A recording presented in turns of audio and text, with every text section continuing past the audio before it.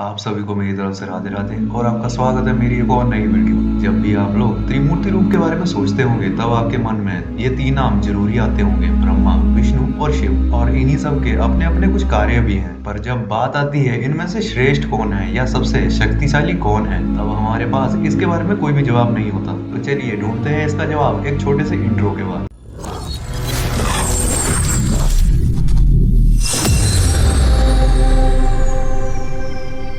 सबसे पहले तो हमें ब्रह्मा, विष्णु और शिव के कार्य के बारे में पता होना चाहिए। तो सबसे पहले बात करते हैं ब्रह्मा की, जिन्होंने इस संसार को बनाया है और इसमें जीवन की उत्पत्ति की है। सारे जीव जंतु या जितने भी पेड़ पौधे हैं जिन्हें हम देख सकते हैं, यह सब ब्रह्मा द्वारा ही बनाए गए हैं। मतलब सीधा सीधा कहा जाए तो ब्रह्मा इस संसार के जीवन के उत्पत्ति स्रोत हैं। तो बात की जाए इनके रूप की, ब्रह्मा के चार मुख हैं। भगवान ब्रह्मा अपने पहले हाथ में कमंडल, दूसरे हाथ में वेद, तीसरे हाथ में माला और अपने चौथे हाथ में कमल का पुष्प धारण किए हुए हैं। भगवान ब्रह्मा का वाहन हंस है, जिसे शांति और सुंदरता का प्रतीक माना जाता है। अब बात करते हैं भगवान विष्णु की। भगवान विष्णु को संसार के रक्षक के रूप में देखा जाता है और भगवान विष्णु ने इसी चीज को अपने अलग अलग अवतारों के द्वारा साबित भी किया है। विष्णु भगवान को संसार का पालन करता भी कहा जाता है। तो अब बात करें इनके रूप की। भगवान विष्णु अपने पहले हाथ में शंख, दूसरे हाथ में गदा, तीसरे हाथ में चक्र और चौथे हाथ में कमल का पुष्प धारण किए हुए हैं। भगवान विष्णु का वाहन पक्षीराज गरुड़ है। गरुड़ जी अधिकार के प्रतीक हैं। मतलब गरुड़ जी संसार पर शासन और पावर ऑफ अथॉरिटी को दर्शाते हैं। अब बात करते हैं भगवान शिव की।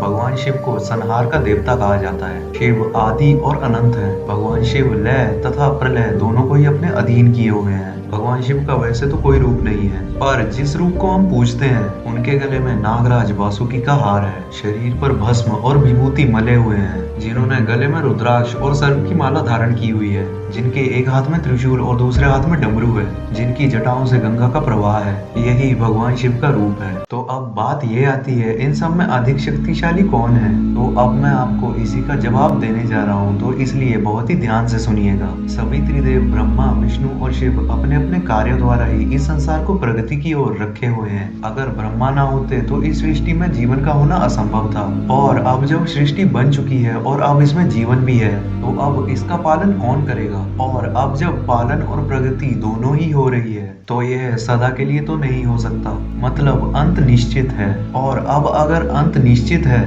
तो पीछे जो दो चीजें मैंने आपको बताई उनका होना भी बहुत जरूरी है। मेरे हिसाब से अब आपको समझ आ ही चुका होगा मैं क्या कहना चाहता हूँ। त्रिदेव यानी ब्रह्मा, विष्णु और शिव में ना तो कोई एक दूसरे से अधिक है, ना ही कोई एक दूसरे के अधीन है। इन सब के अपने अपने कार्य हैं जिसमें ये श्रेष्ठ हैं। तो अब बात ये आती है, अगर सब एक समान है तो मैंने ये वीडियो क्यों बनाई। इसका सीधा सा जवाब तो ये है कि इंसान को आदत ही होती है तुलना करने की, यह पता लगाने की कि श्रेष्ठ कौन है। और इसी चीज को साबित करते करते हम दूसरों को भूल ही जाते हैं। और अगर हम बात करें त्रिदेव की, तो कोई किसी से अलग नहीं है। हमें अपनी ही भौतिकता के कारण ऐसा लगता है कि ये अलग है, पर ये अलग नहीं है। सभी देवता और ईश्वर एक ही हैं। ना तो ब्रह्मा विष्णु से अलग हैं, ना विष्णु शिव से। पर कुछ भक्त ऐसे भी होते हैं जो ये मानते हैं कि मेरे भगवान ही श्रेष्ठ हैं। उन भक्तों से मैं एक ही चीज पूछूंगा, ये मेरा भगवान क्या होता है। अगर मैं कृष्ण भगवान का भक्त हूँ तो इसका अर्थ ये नहीं है मैं बाकी देवताओं को नकार दूं। ऐसा करने का मुझे कोई हक नहीं है। मैं एक ही चीज मानता हूँ, अपने प्रभु को चुनना मन का विषय होता है। और जिनको तुम मानते हो उन्हीं में विश्वास रखो। आखिर में सभी भक्तों की राह एक ही होती है।